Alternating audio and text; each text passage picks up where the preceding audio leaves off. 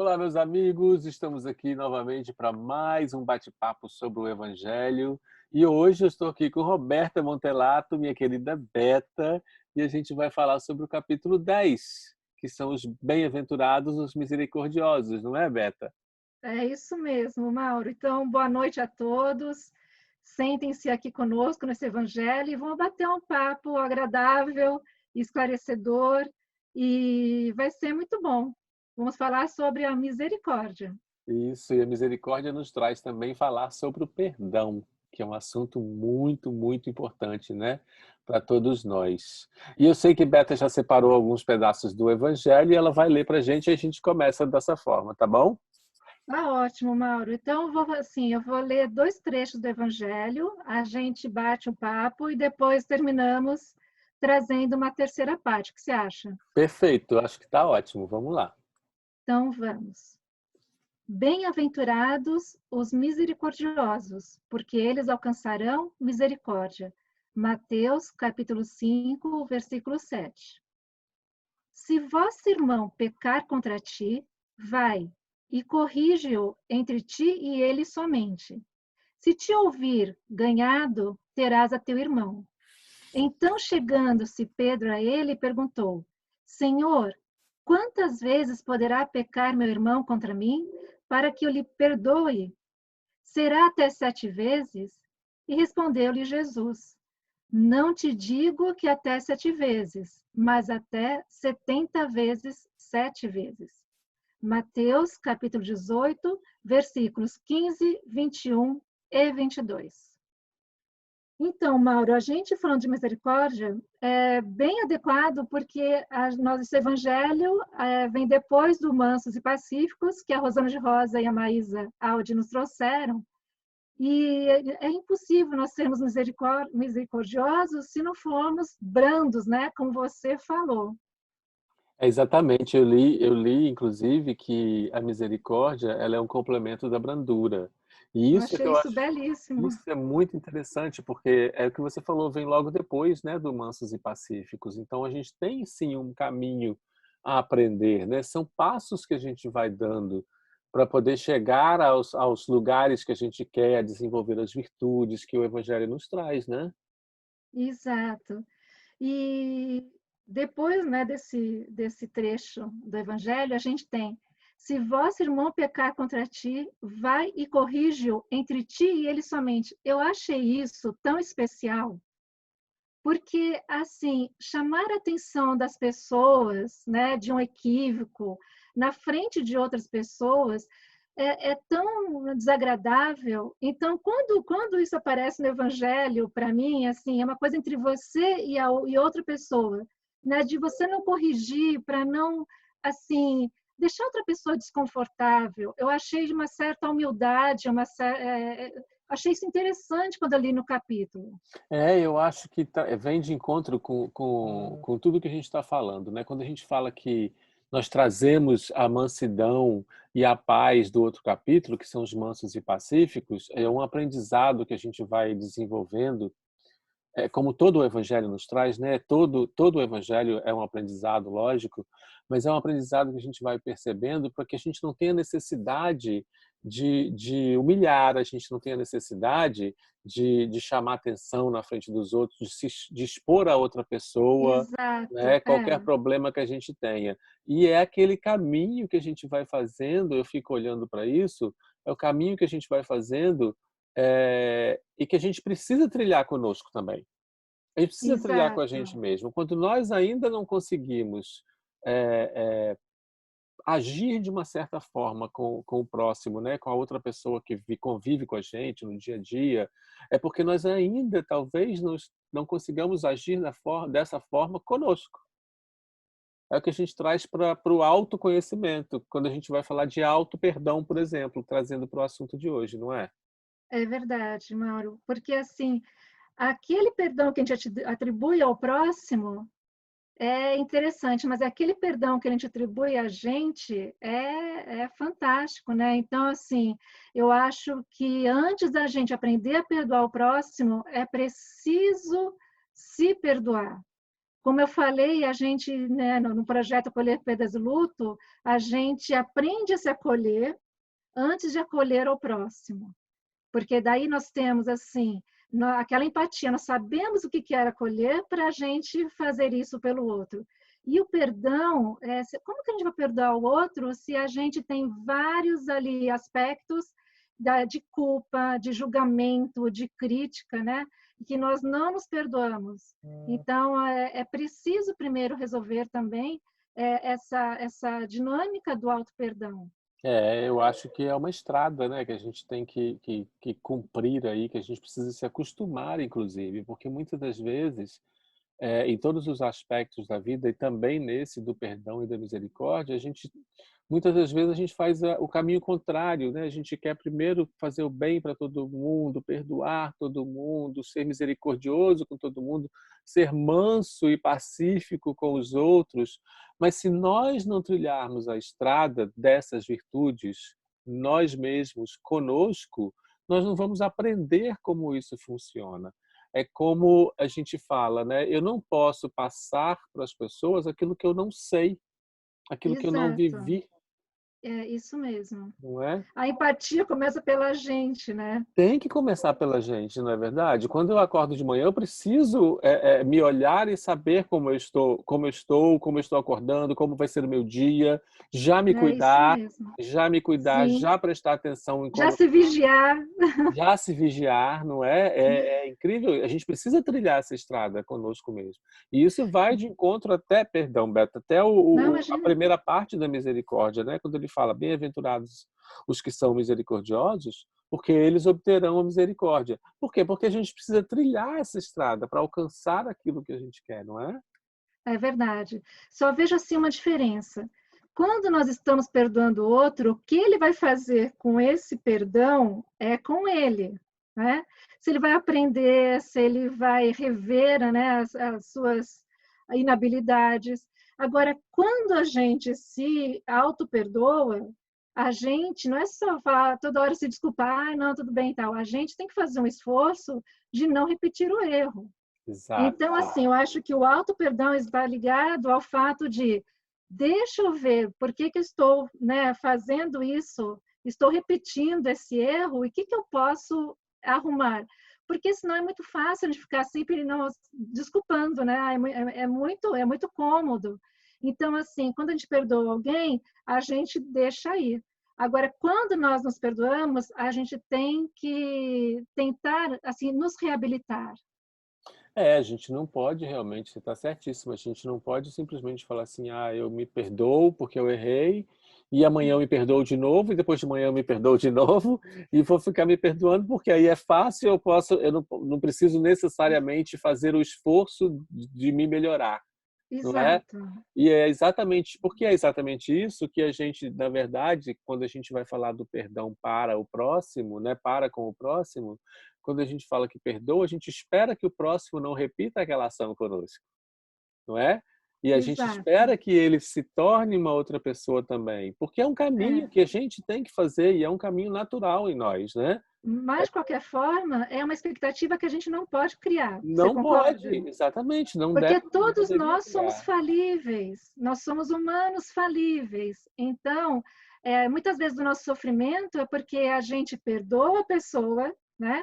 Esperando que aquela pessoa se transforme, mas ela tem o tempo dela. Exatamente, exatamente. Então, isso pode não acontecer dela se modificar, né? E aí nós não temos responsabilidade sobre isso. Não, É aí que a gente precisa fazer a separação. Onde é que nós estamos agindo dentro desse movimento de perdão? Primeiramente em nós ou somente esperando do próximo algo, não é? exato, isso Porque mesmo. se eu estiver É, agindo esperando do próximo alguma coisa e não fazendo esse trabalho comigo mesmo, eu posso de novo me sentir ofendido, porque se a outra pessoa não melhorar e vier de novo com a mesma atitude, com a mesma ação, nossa, eu de novo me sinto ofendido, porque eu não internalizei o perdão, eu não é, internalizei. é essa que é a dinâmica. E tem assim no livro Boa Nova, né, que a gente também fala tantas vezes, que diz assim que o mundo, o homem do mundo, ele é mais frágil do que perverso. A gente começa a abrandar um pouquinho, vamos lá para a nossa mansidão, né? Isso. Abrandar um pouquinho, entender um pouquinho dessa fragilidade humana, né? E eu acho que perdoar, Mauro, é um treino. Não é uma coisa que a gente faz assim, pá, já perdoei. Porque existe assim o perdão que é da boca para fora, né? Que nós fazemos muitas vezes, Sim. e existe aquele perdão que é de coração mesmo. Porque quantas vezes a gente perdoa e fala assim, não, te perdoo, não, não foi nada, tal. Mas depois a gente entra lá no fundo, está esperando assim, não, eu perdoei, mas que ele merecia, tal. Daí acontece alguma coisa com a pessoa, mas ele merece, sabe? Não é. A Muitas gente vezes a não gente interioriza, né? Não é um perdão verdadeiro. Isso faz muita diferença. a gente não percebe muitas vezes, mas a gente faz isso. A gente está Faz. tão habituado, às vezes, a determinadas ações que a gente faz no dia a dia e não se vigia, como a gente falou anteriormente, não é? E que a gente, às vezes, não percebe as ações que nós estamos fazendo por conta de hábitos e não por conta de vontade de modificar. Não é como a gente fala, eu perdoo, mas não esqueço. Como assim eu perdoo, mas não esqueço? Não é? Como é que a gente vai Não conseguir faz fazer sentido. esse movimento, né? Lógico que a gente entende, eu entendo por mim, até falo até pessoalmente, existe uma estrada a ser trilhada, existe um aprendizado, existe todo um trabalho a ser feito para uma transformação interna, para que eu possa entender esse processo do perdão e principalmente do auto-perdão, porque essa estrada eu tenho que trilhar. E aí sim eu vou poder perdoar e sem me preocupar se eu esqueço ou não, não é? Porque Isso, quando eu perdoo, se eu tiver essa capacidade, que todos nós temos, essa capacidade, a gente precisa só desenvolver, exato. nós todos podemos perdoar e a energia e a vibração à nossa volta se modifica e continua amorosa, continua branda, continua pacífica, continua mansa, não é verdade? É É isso mesmo. nada que a gente precisa E se colocar nela. E o que você desenvolveu, Mauro, é exatamente isso que esse evangelho nos trouxe, né? Porque você vê que Pedro pergunta para o Senhor: quantas vezes, né, eu preciso perdoar até que a pessoa pare de pecar? 7. Como se houvesse um número, a pessoa tem um Exato. limite. Olha, esse aqui é meu limite, até 7 eu perdoo, mas o que isso não, né? E daí vem, né, e fala assim, Jesus fala, te digo, 7 vezes, né, até 70 vezes 7, ou seja, é um número assim, não há assim uma fórmula, né? Ou a gente perdoa verdadeiramente de coração, ou não faz sentido, ou não perdoa. E É seja, por e isso que ele já seja, e está tudo multiplica. bem, Por né? E isso que está ele tudo bem. multiplica isso Se por você ainda não tem 70 condições, vezes. oi, desculpa. Não, é por isso que ele multiplica isso por 70 vezes. Ele fala assim: se você não conseguir 7, multiplica por 70. Porque a forma dele falar que é infinitamente o exercício vai acontecer, até que você consiga, né, assimilar e absorver, até que todos nós consigamos assimilar e absorver essa capacidade que a gente tem. Não é? É isso Eu acho que mesmo. é muito importante a gente perceber que o que eu fizer de errado, e estou falando da primeira pessoa para me colocar nessa situação, o que eu fizer de errado, eu preciso trilhar a estrada do auto-perdão 70 vezes 7 vezes, se eu não conseguir. Porque eu Pois preciso é. me modificar, eu preciso me dar a chance 70 vezes 7 vezes de absorver e me modificar para melhor. E fazer diferente, para você Fazer não ter diferente. que pedir desculpas a você, não ter que se perdoar, né? Fazer Exato. diferente. E se colocando no lugar da pessoa que acha, né, que sofreu alguma ofensa, você já percebeu que quando a gente não perdoa, eu sinto assim, é como se fosse uma corrente de ferro no pé que nos prende definitivamente com a pessoa que nos ofendeu, com o lugar, com a situação, e a gente não se liberta. Cada vez que a gente fica remoendo aquela ofensa, aquela situação, qualquer coisa, né, que tenha acontecido desagradável, e a gente realmente não perdoa de coração, aquela cena, a pessoa está ali, gente, presa a nós. Então, é libertador. Quando a gente perdoa, quando a gente aprende, sente, opa, deixa eu fazer uma experiência aqui. A gente vai ver como isso nos liberta, como fica suave, né? É como você falou, é como se nós, quando nós não perdoamos ou não conseguimos desenvolver essa capacidade, é como se nós vivenciássemos todas as vezes que nós lembramos, nós vivenciamos aquela mesma cena. Ou seja, nós ficamos presos, literalmente. A Presos. corrente de ferro é exatamente o melhor exemplo que você podia dar. Porque nós, imagine a gente vivenciar a mesma cena, a mesma depressão do momento, a mesma decepção com a pessoa, a mesma Inúmeras dor que vezes. aquilo nos causou. E vamos aí, se você quiser colocar mais emoções, quantas você quiser de um momento como esse. Então, por que não se libertar? Por que Uhum. o hábito de ficar sofrendo e vivendo alguma coisa assim todo o tempo, não é verdade? Eu vejo exatamente isso, assim, o que a pessoa fez comigo é um fato. Ai, aconteceu uma situação assim tal. Mas o que eu vou fazer com essa situação é uma opção que eu tenho. É, Então, eu vou deixar ir, eu vou perdoar tal, eu vou ficar remoendo aquilo. E a gente sabe, isso é comprovado pela ciência, que a mágoa, né? Que a gente ficar magoado, que a gente ficar remoendo certas situações, prejudica, inclusive, a nossa situação física, nos causa doença, nos adoece. é verdade. Há pesquisas que dizem que o câncer ele é muitas vezes consequência, né, de uma substância que eu não vou lembrar o nome, que é liberada no corpo, no nosso corpo, quando a gente fica com uma mágoa ali presa. Então, assim, eu acho, tá vendo? Estou dando a fórmula aqui. O perdão, inclusive, é bom para a saúde. É bom para a saúde física, olha só. É bom para a saúde física. E quando a gente vai trilhando esse caminho, que eu acho que eu sempre gosto de falar e de lembrar que é muito natural a gente não conseguir ainda fazer determinadas coisas que o próprio Evangelho nos diz, né? E todos nós, a Isso. gente se inclui completamente dentro desse contexto. Mas o esforço de trilhar essa estrada nova, esse é só nosso.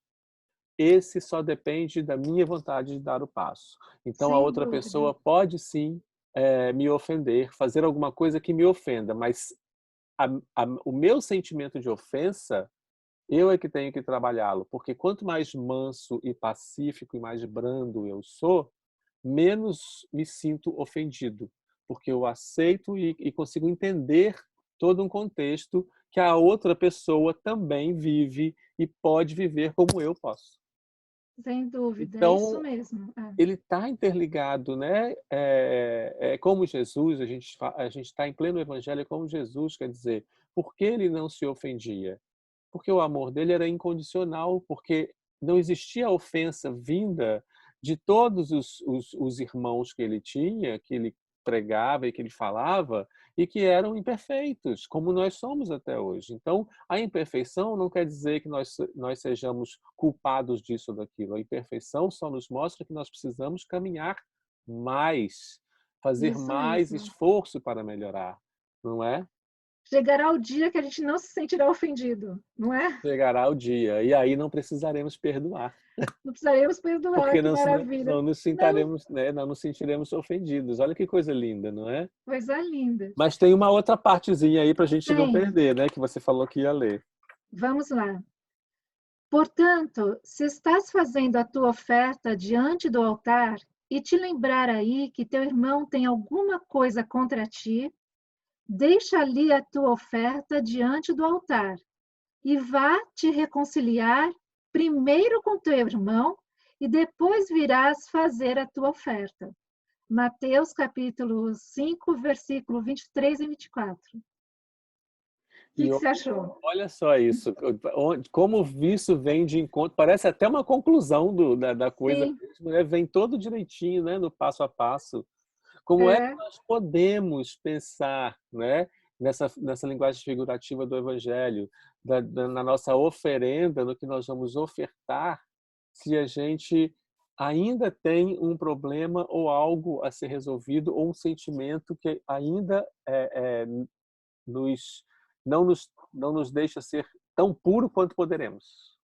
exato. Não é? Então É isso a mesmo. minha oferta, no momento que eu ainda nutro em mim um sentimento que não me deixa limpo, que não me deixa em paz, ela não vai inteira, ela Não não vai vai plena, inteira.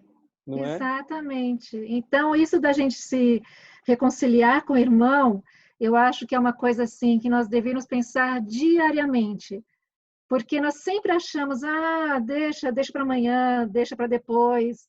E o negócio é hoje, é agora, porque amanhã já foi uma oportunidade hoje que eu perdi de perdoar, de me auto-perdoar e de ter essa reconciliação.